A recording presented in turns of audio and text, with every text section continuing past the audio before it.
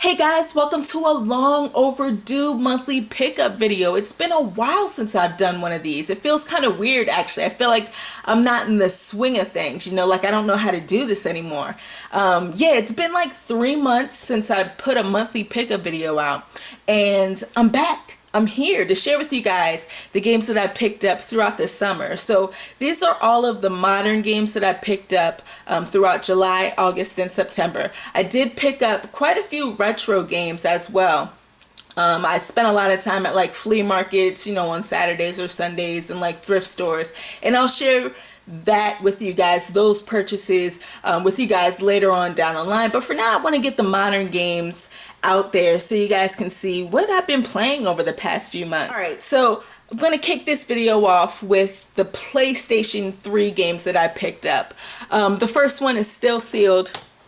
I got this, I think, a week after it was released. It's the Ratchet and Clank HD collection, which is just a godsend. I love the Ratchet and Clank games. One of my favorite platformers from last generation. I'll even say this generation as well, with Crack in Time. That game was awesome. Tools of Destruction was okay, but Crack in Time was just amazing. So this HD collection comes with, if you guys can see that, sorry for the glare, comes with the original Ratchet and Clank. It comes with Going Commando, Up Your Arsenal, and it also comes with a voucher to get like an avatar on PlayStation 3 for your profile. And it also comes with a demo for Sly Cooper Thieves in Time, which is coming out in February. I can't wait for that game. Persona 4 Arena. This is a really good fighting game. I'm not really into fighters, but you're going to see one more fighter in this video. Persona 4 Arena is a lot of fun. I didn't spend nearly as much time, or I haven't spent nearly as much time with it as I wanted to, but it's just so accessible. It's a lot of fun to play. I did play Persona 4. I didn't complete it, but I played about a good like 5 hours, and I know I haven't scratched the surface of the PlayStation 2 game, which is why I'm really excited for Persona 4 to come out on the PlayStation Vita, because I plan on spending a lot of time playing through that game. Can't wait to play it. But Persona 4 Arena has all of the characters. I find the controls just really easy to get into for someone like me that's not a fan of fighting games. I don't have the time or the patience to sit there and try to figure out all the moves. And honestly, in this game, you can mash the buttons and still be badass and make things look really cool and pull off some sick moves. So this is one of my favorite fighting games that I have in my collection, just simply because the art style is great and I love the controls. I also picked up Pikmin 2. Now this is the Nintendo Selects version. I think this came out in June or maybe July, I'm not quite sure, but it was $20. I didn't really spend a lot of time playing Pikmin 2 when it was released on the GameCube. I actually never even had it in my collection, but I enjoyed the first Pikmin a lot, and I heard that this one is even better, so that's pretty awesome. I can't wait to get my hands on Pikmin 3 for the Wii U. Moving on to the Xbox 360, I did get Dead or Alive 5. Now, it's a little funny story behind this. I really wasn't checking for this game. I was going to get it when the price dropped, but funny thing is that my brother actually he likes fighting games a lot, and he unknowingly purchased Dead or Alive 5. He pre-ordered them, and he got them in the mail, and he gave one to me, which was pretty cool. That's like one of the nicest things. I can count on my hand the nice things that my brother has done for me, and this is one of the nice things. I spent some time with Dead or Alive 5, and it's fun. It's a lot of fun. I don't really have prior history with the series. I did play Dimensions, which was on the Nintendo 3DS, but this one is just, again, it's kind of like Persona 4 Arena. It's really accessible. The controls work really well, and you don't have to be a pro at fighting games to do well in it, and I love those type of fighting games. Definitely want to get back into the story mode in this, because the story where I left off. It was just so wild and crazy and just like over the top that I loved it a lot. So yeah, and I want to unlock more of the characters as well. But this is a really good fighting game. I know a lot of people, fighting game fans, aren't really into it because they say it's, you know, too easy or whatever, but I really enjoy it. Sleeping Dogs is a sleeper hit. I tell you, this game is badass. I love this game so much. It's again, it's definitely a sleeper hit. You know, it's an open world, sandboxy type of game that has this really cool action-packed story. Things get really deep later on in the game, but you know, it reminds me so much of just like a little bit of Grand Theft Auto mixed with like Shenmue and Yakuza. I mean, it's ridiculous. I found that the gameplay was really fun. Just the melee. I rarely ever shot a gun in this game, only with like the story missions where they give you a gun and they tell you gotta shoot someone. I usually used melee combat, and I just found it so rewarding. It reminded me so much of the Batman, like Arkham City, Arkham Asylum games. Just the combat flowed really well. It was kind of rhythmic, and it just really was a lot of fun to beat thugs up. So I highly recommend this game to those of you that like open world, sandboxy type of games. Matter of fact, the DLC just dropped for this game, so I'm gonna download that and get back into it. But this is one of the few games that I like completely 100%ed. I mean, I found all of the statues, or I found all of the hidden items or packages. I got all of the moves in the game. I mean, I just went balls to the wall with it. I really enjoyed it. Next 3 games I haven't opened yet, but I got them all on sale throughout the summer. The first one is Katana. I think I'm saying that right. It's a shmup. It's put out by Rising Star Games, and it just looks so amazing. I mean, you guys probably can't see that, but it looks just simply gorgeous, and I love this cover art. I mean, definitely one of my favorites from this generation. Never Dead. This is another game that I wanted when it was released, but I kind of held off because I didn't want to pay full price for it, and I was in the midst of playing a couple other games, so I didn't purchase it then. But I'm glad that I didn't, because I only got this for $6. I actually purchased this, I think it was early on in the summer. Microsoft was having a sale, and this was one of the games that was really cheap, so I got it from the Microsoft online store, and again, it was $6, so that's pretty awesome. Can't really be upset about that. And another game that I got in the clearance section, this time at Target, it's Star Ocean: The Last Hope. This is a pretty heavy game. I mean, I don't know how many discs are in here, but it's massive, man. I mean, it's heavy. Yeah, I got this in the clearance bin at Target. It was $8 and some change. This isn't the version that I was looking for. I wanted the PlayStation 3 version, but unfortunately that wasn't clearance. So, you know, whatever. I'll play it on the 360, and I heard really good things about it. I've heard it's a really good RPG, so I definitely, and this series in general is a series that I want to get into as far as RPGs go. So I definitely want to check this out sometime in the near future. Next up is portable games, and we'll kick it off with the PlayStation Vita, the only Vita game that I purchased, or retail game that I purchased. It's Little Big Planet, PS Vita. By far my favorite Little Big Planet game. It's crazy. I know people are like, well, Steph, why is this your favorite? They all seem like they're the same. Honestly, this game feels, even though, okay, as far as the controls go, you know, Little Big Planet games on the PlayStation 3, they are a little floaty when you're jumping, and it's a platformer, and at times it can get a little annoying. But Little Big Planet PS Vita, the controls feel a little bit better. I mean, they're still a little floaty at times when you're jumping, but overall, I think it's just a little bit more refined.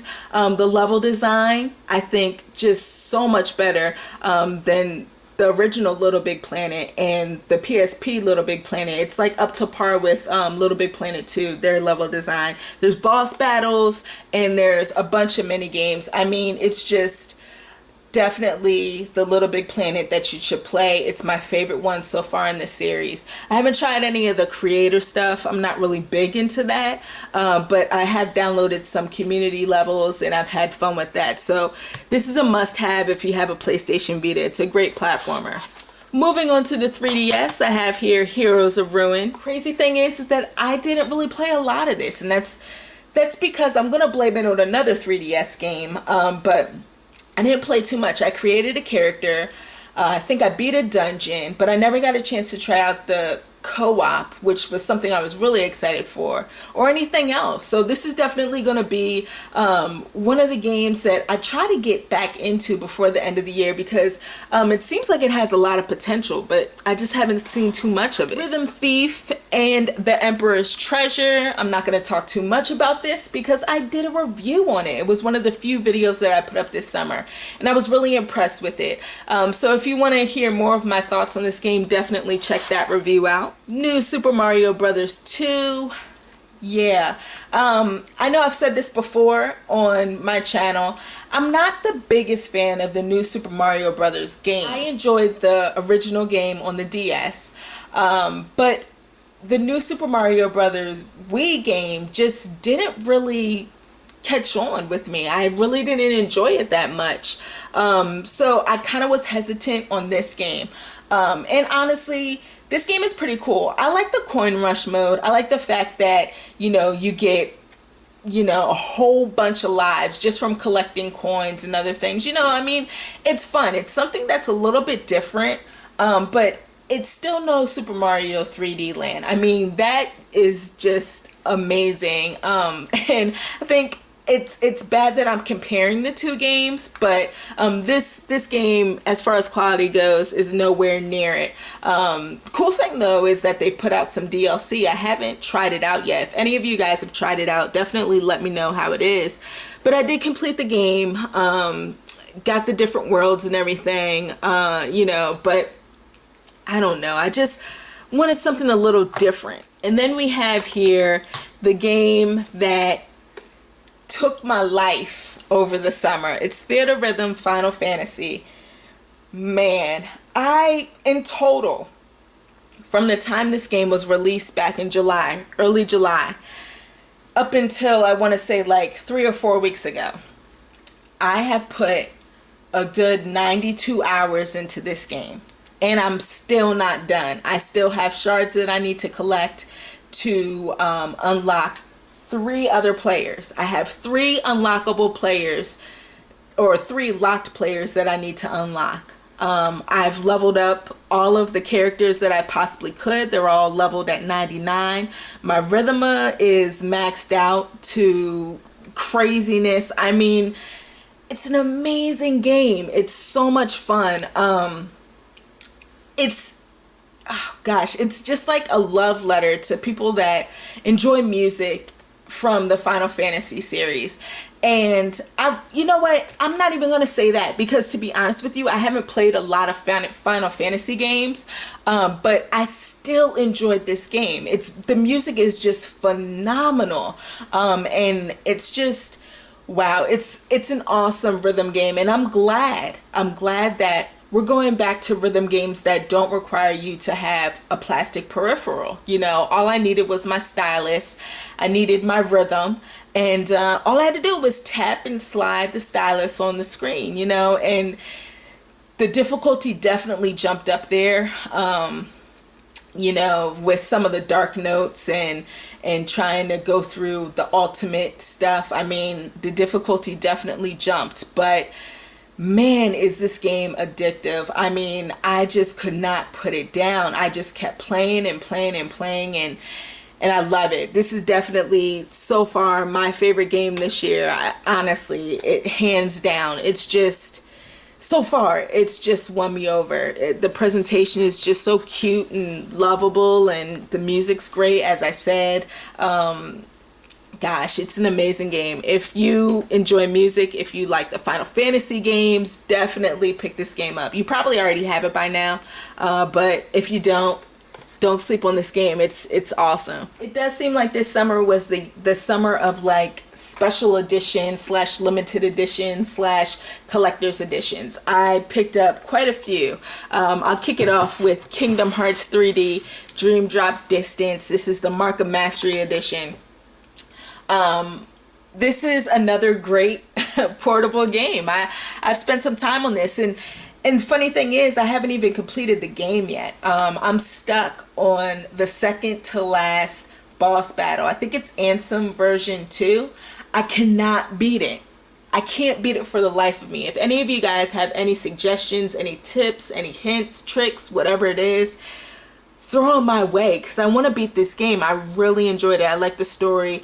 At first, I wasn't a fan of the whole dream drop system mechanic, because you play as Sora and Riku, and their stories kind of interchange. They're interchangeable a little bit, and they switch up, and you have this meter, and when the meter runs out, you switch to the next character. And I didn't really get it at first, but I really liked it, towards the end. I think that mechanic was really cool because it actually forced you to be a little bit more strategic with your gameplay, which was really nice. If you were playing a boss battle and your meter ran out, you switch to the next character. By the time you go back to that character, you had to start the whole boss battle all over again. And trust me, I learned the hard way. That was a pain in the butt. But this Mark of Mastery edition was really cool. It came with some AR cards. It came with the game, of course. This really nice box. Let me show you guys. You probably already seen it. It comes with this really nice box. I mean, just good stuff all together. It comes with some like art cards from some of, or actually all of the games in the Kingdom Hearts series, and it comes with a 3DS protector case, which I'll never use, but you know how that goes. But this is one of my favorite collector's editions, especially being as though it's for the 3DS, and this is like the first one that's been put out. For the Wii, I picked up the Last Story collector's edition, or limited edition, whatever it may be. Actually, I don't know how limited this is, because I still see a few of these at one of my local Best Buys. But cool thing about this is that, it comes in this bookcase kind of looking like, you think it's a novel, and you open it up and surprise, you have the game and the soundtrack, and it's a physical soundtrack, which is awesome, and you get a little art book as well in there, so that's pretty cool. And I love me some art books, so that's pretty awesome. As far as the game goes, I didn't play too much of it because I wanted to play with a controller, and I didn't have a controller at the time. This came out in the summer and I wasn't unpacked or anything like that. So I'm going to pick this back up. A lot of people have said that this is the best game from the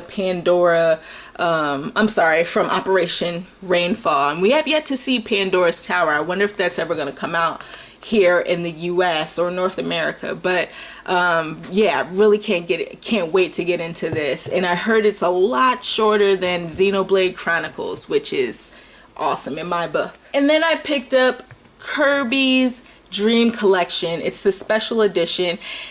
I mean, it was put out to celebrate Kirby's 20th anniversary, which I think is pretty awesome. It's about time Kirby has shown some love. And to be honest with you, I think this is a special, or this is a better special edition than the special edition that came out for Super Mario. I think it was like the Super Mario All-Stars collector's edition or special edition that came out last year. Just great stuff. I played through 2 of these games and I'm loving it.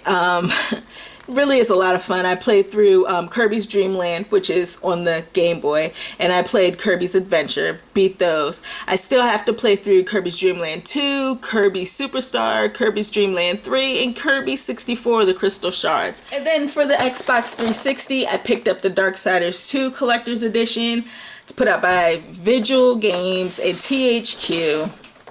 You know, sad thing is I started playing this game and then Borderlands 2 came out and I totally neglected it. Darksiders 2 is actually pretty cool. It has this really nice loot mechanic, which I'm a fan of. I love like going around killing enemies and then trying to pick up their loot to see if you can get something better. It's really cool. And Death is just like a badass character. I like him more than War, honestly. I mean, he's a really cool character. This comes with Death's mask, and then you get like an art book. You get a digital download for the soundtrack, which is really good. The soundtrack is amazing in this game. And you get the DLC, which has already been put out, and some exclusive like Shadow of Death pack, something like that. I don't know. But yeah, it's a really good game. I'm enjoying it. And again, this is one of the games that I'm gonna have to finish up before the end of the year, because it might be one of my, or it might be in my Game of the Year video for 2012. And finally, we got the big daddy here. It's Borderlands 2.